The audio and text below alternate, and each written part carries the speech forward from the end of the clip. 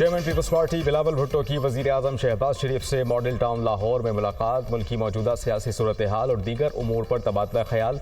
26वीं आईनी तरमीम की मंजूरी का क्रेडिट इत्तेहादी जमातों को जाता है। पहले भी अवामी खिदमत से पीछे नहीं हटे और ना ही अब पीछे हटेंगे। मुल्क की माशी अशारिये मुस्बत होने से महंगाई में वाज़ेह कमी नज़र आ रही है। वज़ीर आज़म शहबाज शरीफ की गुफ्तगू। जमहूरियत पार्लियामेंट की मजबूती के लिए मिलकर चलेंगे। गैर जमहूरी ताकतों का रास्ता रोकने के लिए 26वीं तरमीम कारकर्दगी साबित होगी। पीपीपी चेयरमैन बिलावल भुट्टो जरदारी मुलाकात में वज़ीर कानून आज़म नज़ीर तारड़, राना सनाउल्लाह और सरदार अयाज सादिक, राजा परवेज अशरफ और गवर्नर पंजाब भी शरीक।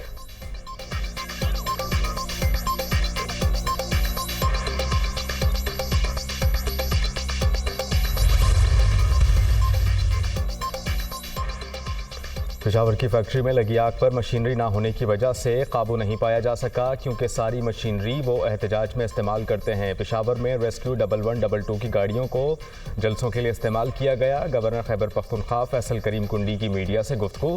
कहा कि हम अमन कॉन्फ्रेंस के लिए वज़ीर आला हाउस KP गए। अमन व अमान कायम करना सूबाई हुकूमत का काम है।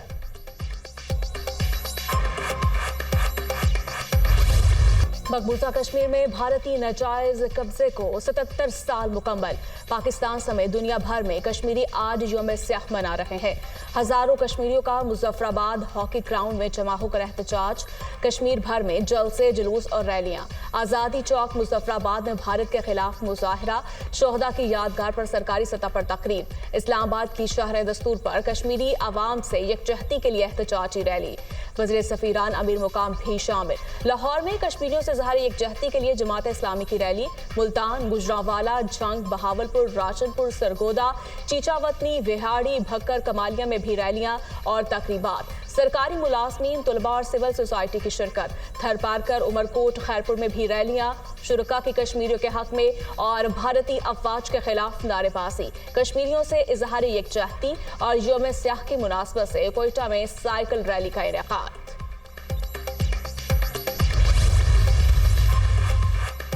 मकबूजा कश्मीर में इंसानी हुकूक की संगीन खिलाफ वर्जियाँ हो रही हैं। कश्मीरी अजीम मकसद से पीछे नहीं हटेंगे।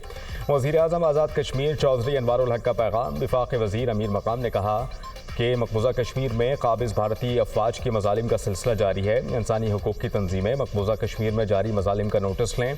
कश्मीरी रहनुमा मशाल मलिक ने कहा कि पूरी दुनिया में मज़लूम फ़लस्तीनियों के लिए आवाज़ बुलंद हो रही है। कश्मीरियों के लिए हमें मजबूत और तवाना आवाज़ बनना चाहिए।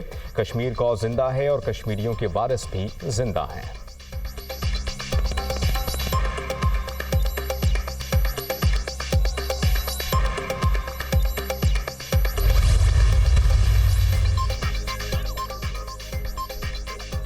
बरस पहले आज के दिन भारत ने कश्मीर पर कब्जा किया। कश्मीरी अवाम की कुर्बानियां रायगा नहीं जाएंगी। पाकिस्तान कश्मीरियों की मुकम्मल हिमायत जारी रखेगा। शहबाज शरीफ का यौम स्याह के मौके पर पैगाम। कहा, भारतीय काबिज अफवाज कश्मीरियों पर जुल्म ढा रही है। जाबिराना इक़दाम कश्मीरी अवाम की हक़ खुद इरादियत की तड़प को कम नहीं कर सकते। चेयरमैन पीपल्स पार्टी बिलावल भुट्टो ने कहा, मजलूम कश्मीरी अवाम के लिए हमारी हिमायत गैर मुतज़लज़िल रही है और हमेशा रहेगी। पाकिस्तान अपने कश्मीरी भाइयों और बहनों के साथ मजबूती से खड़ा है। आलमी बरादरी कश्मीर के तस्हीह तलब बहरान को हल करने के लिए इक़दाम करे। मरीम नवाज ने कहा, कश्मीर पर भारतीय कब्जे और कश्मीरियों पर मज़ालिम की शदीद मज़म्मत करते हैं। खित्ते में पायदार अमन के लिए मसला कश्मीर का पुरअमन हल नागुज़ीर है। वज़ीर आला KP यमीन गंडापुर ने अपने बयान में कहा, कश्मीर पर भारत के नाजायज कब्जे की मसम्मत और कश्मीरियों के साथ अपनी मुकम्मल यकजहती के अज़्म का इआदा करते हैं। हम आज़ादी की जदोजहद में कश्मीरी अवाम के शाना बशाना खड़े हैं। वज़ीर आला सिंध मुराद अली शाह ने कहा, हम कश्मीरी अवाम के साथ हैं। भारतीय मज़ालिम के खिलाफ कश्मीरी अवाम की हिमायत जारी रखेंगे। कश्मीरियों के खून का सौदा नहीं करने देंगे। भारत की बजाय अफगानिस्तान से दोस्ती करनी चाहिए। भारत से दोस्ती वाली खारजा पॉलिसी किसी सूरत कबूल नहीं। कश्मीर और फ़लस्तीन की तहरीकों में लोगों ने अपनी ज़िंदगियाँ लगा दी। मकबूजा कश्मीर में भारत इंसानी हुकूक की खिलाफ वर्जियाँ कर रहा है। कश्मीरी तवील मुद्दत से लॉकडाउन का शिकार हैं। याहिया सिनवार की शहादत ने सबको कुर्बानी का पैगाम दिया। फ़लस्तीन इंशाअल्लाह शहदा के खून से आज़ाद होगा। अमीर जमात इस्लामी हाफिज़ नईमुर रहमान की प्रेस कॉन्फ्रेंस।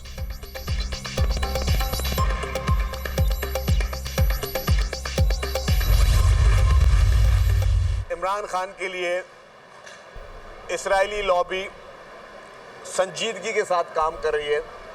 और वो जो इस्राएली लॉबी जिसमें गोल्डस्मिथ फैमिली का एक बहुत ही अहम किरदार है, और अफसोस की बात है कि आज वही इस्राइल फ़लस्तीन पे हमला कर रहा है और वही इस्राइल जो है वो इमरान खान को बचाने के लिए दिन रात मेहनत कर रहा है। इमरान खान की पीटीआई को 2018 की इलेक्शन में भारत और इस्राइल से फॉरेन फंडिंग हुई।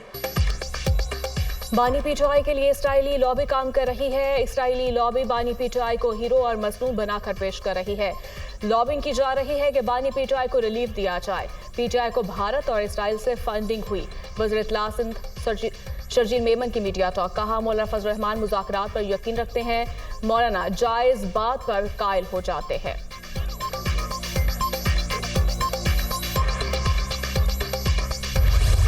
चीफ जस्टिस याहिया अफरीदी ने कल फुल कोर्ट इजलास बुला लिया। सुप्रीम कोर्ट काउंसिल का इजलास 8 नवंबर को तलब। चीफ जस्टिस ने सदादे दहशतगर्दी अदालतों के जजेस की मीटिंग 7 नवंबर को बुला ली।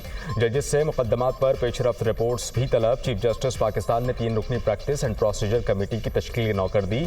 Justice Munib Akhtar practice and procedure committee में दोबारा शामिल। Chief justice Yahya Afridi, justice Mansoor Ali Shah और जस्टिस मुनीब अख्तर कमेटी का हिस्सा होंगे। कमेटी में 20 सितंबर के ऑर्डिनेंस के बाद तब्दीली कर दी गई थी।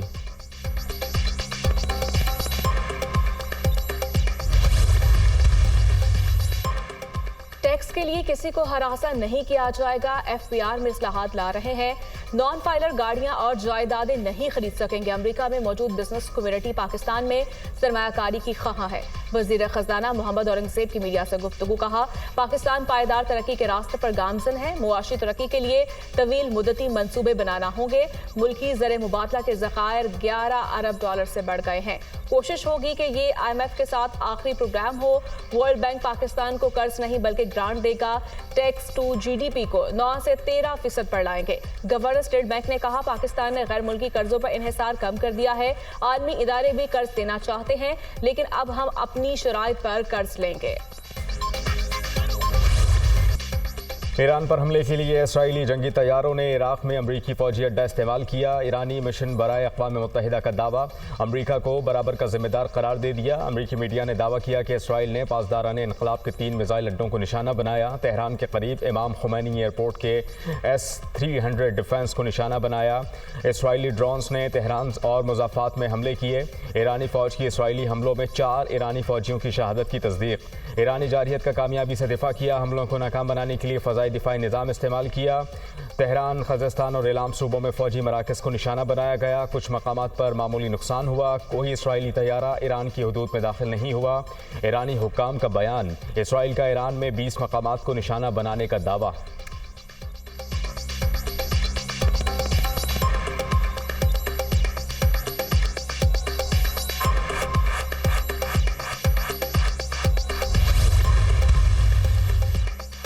किसी भी जाहिरत का जवाब देने का हक महफूज रखते हैं। इसराइल को मुतनासिब रद्द-ए-अमल का सामना करना होगा। ईरानी सुप्रीम लीडर आयतुल्लाह ख़ामनेई का फ़ौज को इसराइल के साथ मुमकिना जंग के लिए तैयार रहने का हुक्म। ईरानी नायब सदर का हमास रहनुमाओं से मुलाकात में हमलों का हर सूरत जवाब देने का ऐलान। मुनासिब वक्त और हालात देकर इसराइल को जवाब दिया जाएगा। ईरानी नायब सदर रजा आरिफ का आज़म।